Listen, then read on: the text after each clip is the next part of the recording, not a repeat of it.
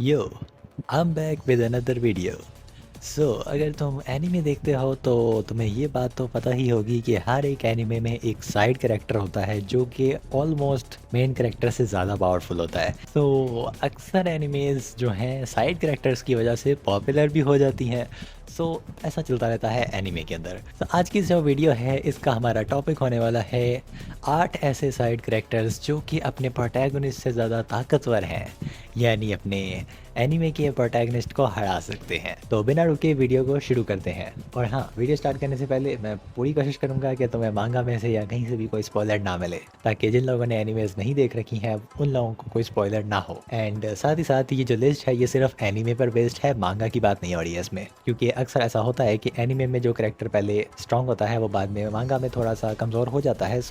As it is जो मांगा पढ़ने वाले हैं वो प्लीज़ कमेंट्स में खुल्लम खुल्ला स्पॉइलर मत देना, क्योंकि काफ़ी सारे लोग स्पॉयलर्स नहीं चाहते हैं। तो आज की वीडियो सिर्फ एनिमे पर होने वाली है। तो सबसे पहले नंबर 8 पर जो कि मेरी नज़र में है वो है Izumi from Fullmetal Alchemist. जिन लोगों ने फुल मेटल देख रखी है उनको तो पता ही होगा, बट जिन्हें नहीं देखी है मैं उनको एक छोटा सा इंट्रोडक्शन दे देता हूँ इसका बिना स्पॉइलर के। और वो ये है कि जो फुल मेटल एल्केमिस्ट के मेन प्रोटैगनिस्ट हैं एडवर्ड और एलरिक, इज़ुमी इनकी टीचर रही है। तो फुल मेटल एल्केमिस्ट के ख़त्म होने तक जो एडवर्ड और एलरिक हैं वो लास्ट तक यही चाहते थे कि वो अपनी ज़िंदगी में इतने पावरफुल बन सके कि वो अपनी टीचर को हरा सके, यानी टीचर जितना पावरफुल हो सके।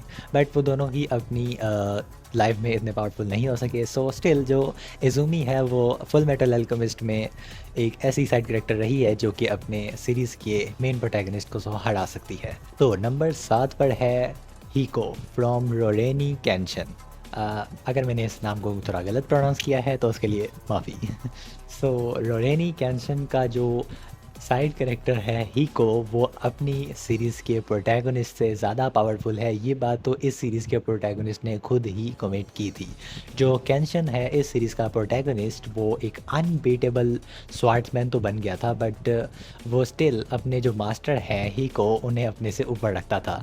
तो यहाँ पे तो हमें किसी तरह के कंपैरिजन की कोई ज़रूरत ही नहीं है, बिकॉज यहाँ पे प्रोटैगनिस्ट खुद ही कह रहा है कि मेरा मास्टर मुझसे ज़्यादा पावरफुल है। हमने वैसे भी देखा है कि जो स्ट्रेंथ में हीको है वो काफ़ी ज़्यादा पावरफुल तो था ही कैंशन से। अगर तुमने ये एनीमे नहीं देख रखी है तो मैं तुम्हें रेकमेंड भी करूँगा कि तुम्हें ये एनीमे ट्राई करनी चाहिए। ये थोड़ी पुराने दौर की है तो इसकी एनिमेशन थोड़ी उस टाइप की होगी, काम चला लेना, बट ये एनीमे देखने के काबिल है। तो नंबर 6, तो 6वें नंबर पर है हमारा Levi from attack on Titan. तो मेरे ख्याल में अटैक ऑन टाइटन तो सब लोगों ने देख ही रखी है, तो तुम सब जानते ही हो कि लिवाई कितना पावरफुल सोल्जर था, जिसे कि ह्यूमैनिटी स्ट्रॉन्गेस्ट सोल्जर भी कह सकते हैं। लिवाई अपनी सीरीज़ के मेन प्रोटैगनिस्ट को हरा सकता है, इसमें तो कोई शक नहीं है। तो नंबर 5 पर है चूया फ्रॉम बोंगो स्ट्रे डॉग्स। अगर मैंने इसके नाम में भी कुछ गलत प्रोनाउंस किया है तो उसके लिए सॉरी। चूया जो था वो ग्रेविटी मैनिपुलेशन पावर का होल्डर था, और साथ ही साथ ये बंदा पोर्ट माफिया का एग्जीक्यूटिव भी था। एंड अपनी ग्रेविटी मैनिपुलेशन टेक्निक की बेस पर मुझे लगता है कि जो चूया है वो अपनी सीरीज़ के मेन प्रोटैगनिस्ट को हरा सकता है, जो कि है आत्सुशी। नंबर 4 पर है अपना जाना माना character Killua from Hunter X Hunter, जो कि तुमने देख ही रखी होगी। एनीमे के सुनहरे दौर की ये एनीमे काफ़ी ज़्यादा मज़े की एनीमे है, एंड थोड़ी बहुत डार्क भी है, बट स्टिल ये एनीमे काफ़ी ज़्यादा देखने के काबिल है। और अगर तुमने हंटर एक्स हंटर को अब तक ट्राई नहीं किया है तो इससे भी मैं तुम्हें रेकमेंड ज़रूर करूँगा देखने के लिए। जो कीलुआ है वो हंटर एक्स हंटर का एक पावरफुल कैरेक्टर है। इस बात का अंदाज़ा तो यहीं से हो जाता है कि इसके सफ़ेद बाल हैं। आई डोंट नो कि तुमने ये नोटिस किया कि नहीं, बट एनीमे में अक्सर जो करैक्टर सफ़ेद बालों वाला होता है वो काफ़ी ज़्यादा पावरफुल भी होता है और कूल भी होता है।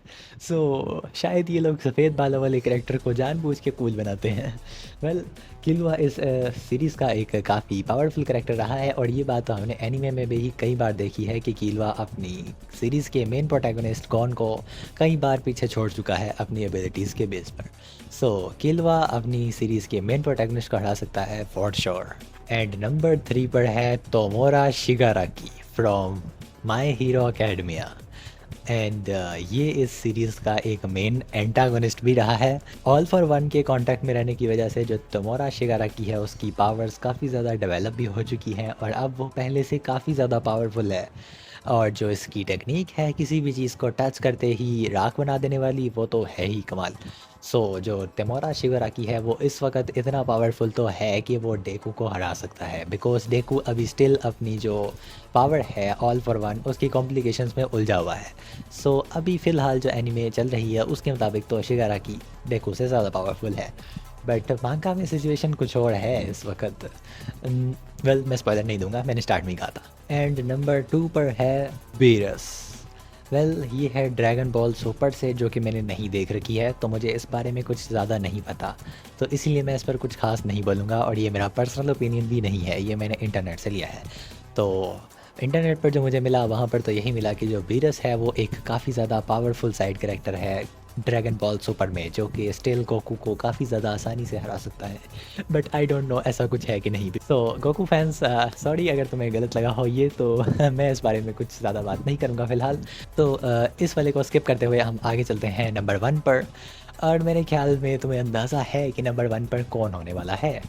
So without any doubt number 1 पर है अब तक का सबसे ज़्यादा कूल फुल और सबसे ज़्यादा अमेजिंग साइड कैरेक्टर जो कि एनिमे हिस्ट्री में बनाया गया है। My all time favourite, your all time favourite, blue eyed king Satoru freaking Gojo, the strongest sorcerer of today. Satoru freaking Gojo है नंबर 1 पर इस लिस्ट में, जो कि अपनी सीरीज़ के मेन प्रोटैगनिस्ट को हरा सकते हैं। सातारो फ्रिकिंग गोजो के बारे में मुझे कुछ तो बताने की ज़रूरत ही नहीं है, बिकॉज मेरे ख्याल में हर बच्चा जानता है इस वक्त कि सातारो फ्रिकिंग गोजो कौन है। एनीमे में तो जो कंडीशन इस वक्त है वो तो है, बट जो मांगा की कंडीशन है अगर मैं उसकी भी बात करूँ तो तब भी मुझे ऐसा लगता है कि शायद स्टिल यूजी को गोजो हरा सकता है इस वक्त।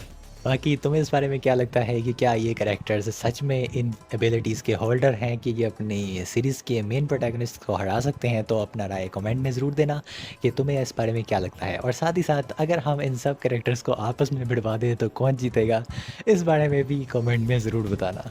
और मुझे ऐसा क्यों लगता है कि जो गोजो है वो इतना ज़्यादा पावरफुल है, तो मेरे ख्याल में तो तुम्हें इस बारे में जानना चाहिए कि गोजो की जो शर्ट है सिर्फ वही इतनी पावरफुल है कि यूजी शायद उसे भी नहीं हरा सकता।